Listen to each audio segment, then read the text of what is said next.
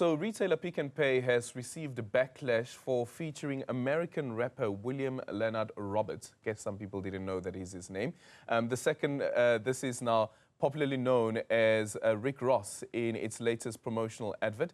The ad, which also stars comedian Skulk Bazadenote, among other artists, using a DJ Khaled's hit song, All I Do Is Win, Win, Win.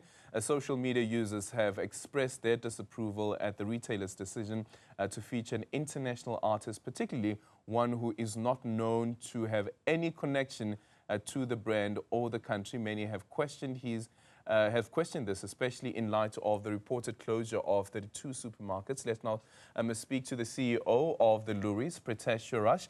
Pritesh, a very good morning to you. You know all about the adverts and what makes a good advert. What is your assessment about the Pick n Pay's decision, first of all, before we go into the backlash and what has happened post that decision? But what do you make of the decision to get in somebody like Rick Ross, as well as Mr. Bazadenote, to be part of this campaign? And again, using American music. All we do is win, win, win, win, win. Yeah, good morning, Aldrin, and thanks for having me on. I think, if you look at the advertising landscape, this is not an anomaly. You have a lot of ads that are using American celebs. It's been something that we do in South Africa for a very, very long time, and we use, and to this day, use quite a bit of American music. So I think if you look at the playbook, nothing that Pick n Pay has done is out of the ordinary versus the landscape and versus the advertising landscape right now. Yeah. So what do you read into this? Was it a good one? Was it not a good one? Considering the backlash as well. Yeah, I think if you look at the creativity, that's subjective. You're going to people who are going to love it, people who are going to hate it. I think in the end of the day, what you're going to look at it is there's a small group of highly vocal people. And obviously, it's great to be an armchair critic when you're sitting at home, when you're sitting behind the keyboard itself. And people love to criticize anything. But in the end of the day, as I said, and we were chatting off and I said this, here we are on a major network having a chat about Pick n Pay. They're getting free publicity out of this.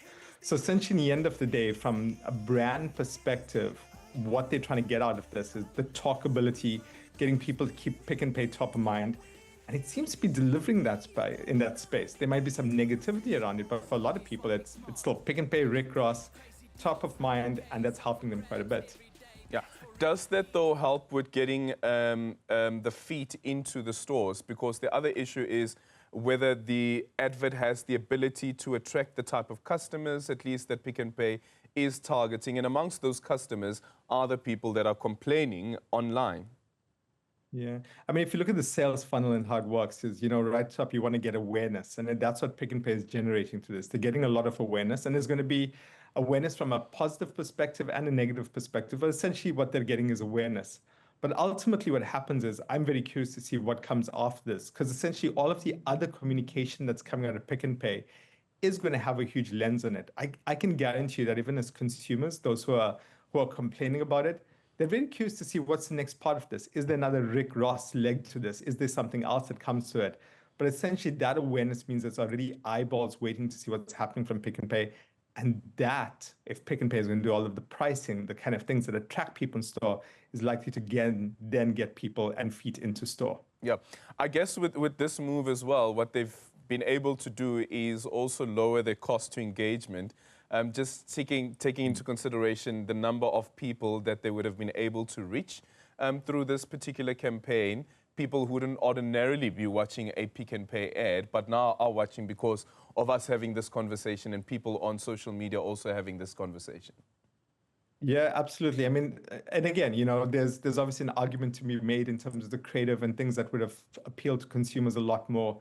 But in the end of the day, I guess we can only look at where we stand right now. And you're right, there's a huge amount of talkability across the board. People are saying Pick n Pay. There are people debating for and against, a lot against it, but there's also people debating for it as well. My thing as well is I think about the consumer, and that's what I care about. More than Pick n Pay, more than the advertising agency, I care, is a consumer getting benefit out of this? And at the end of the day, what we've got to do, and we've got to be careful as South Africans, is as we go after brands who then utilize American stars or American music, it's going to dial down our advertising. You're going to scare advertisers in this process to go, oh, is the playbook like, let's make sure it's always South African, make sure it's always this. And we're going to get homogenous advertising. I think one of the key things we need to remember is this kind of work gets talkability, and hopefully it's not the kind of stuff that scares Pick and Pay away from doing more creative work. Yeah, and I wonder also, because we can think about this, that the deal between Rick Ross and Pick and Pay would have been something that was signed and discussed and negotiated many, many moons ago. That if you look at what's currently happening in the country, just a quick example, with the DRC, the incident with the DRC and our soldiers being killed. Of course, this speaks to patriotism and how people respond to incidents of this nature and the pride that they have in being South African. And then on top of that, you also have the export of Amapiano, as an example, to the world, something once again that people are very proud in or proud of, and also the premium that is attached to that music genre of Amapiano that has been exported and being consumed across the globe. Someone might just say that, well, Pick and Pay could have actually gotten a South African main star, well, a South African main star, but on top of that, also use Amapiano, considering that we are in this space currently where Amapiano is doing so well globally. Yeah, I mean, you know, from a creative choice, I know how tough it is in those boardrooms and those discussions. And, you know, ads like this don't just happen. Pick and Pay would have done lots of research, gone out, spoken to the consumer base, and they would have gotten some sort of feedback that said, this is the kind of work that resonates with their consumer base.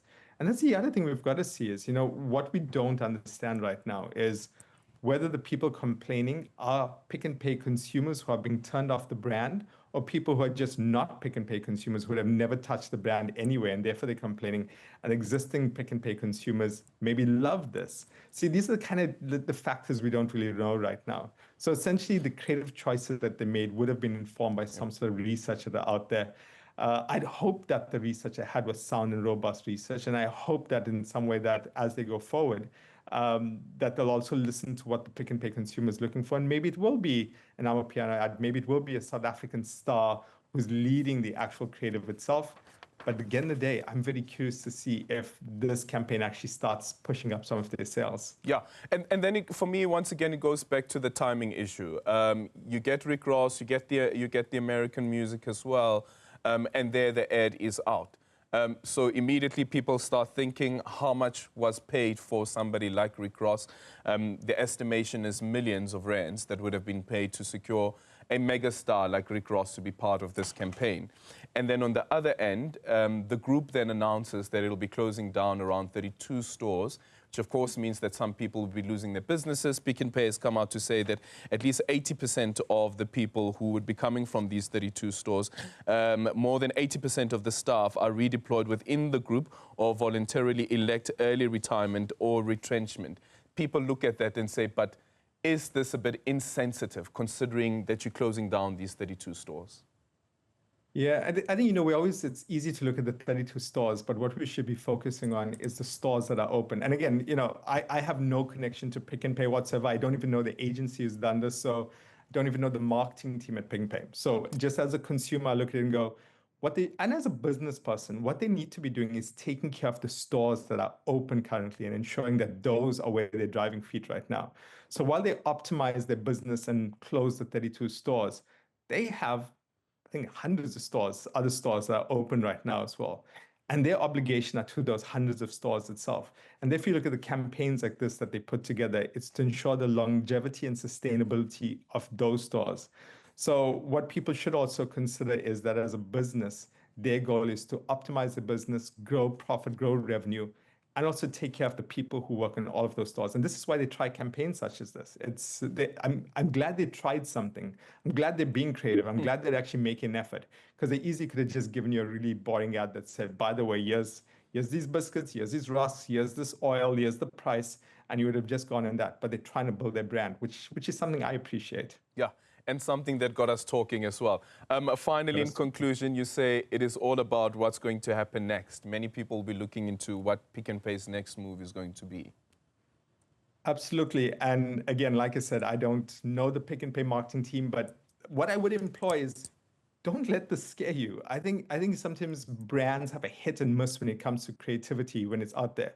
But as a consumer, I'm really tired of seeing the very vanilla, boring ads that are out there that a lot of brands do, which is just price or trying to save the whales or whatever else it may be. let's do more fun stuff. I think this is the right direction. You may have gone in this direction and maybe got it wrong in some ways, but keep pushing, keep trying, and ensure you're entertaining and connecting with us as a consumer. And I think if Pick and Pay are on this journey, hopefully the next one will hit a lot harder in a much more positive way. That's what I'm looking forward to. Yeah, maybe next time they should get Tyler. Yes. I think Tyler would be fantastic. Yeah. The guys from Stanley Cup know that as well. Thank you so much for making time for us. That is Pritesh Suraj, who is the CEO of the Loris, knows all about advertising. I wonder what your take is on that Pick and Pay ad that includes Rick Ross. Do you think it was a hit or do you think it was a miss? But to the point that Pritesh is making, that we're having the conversation about the campaign. So they still get to have this engagement.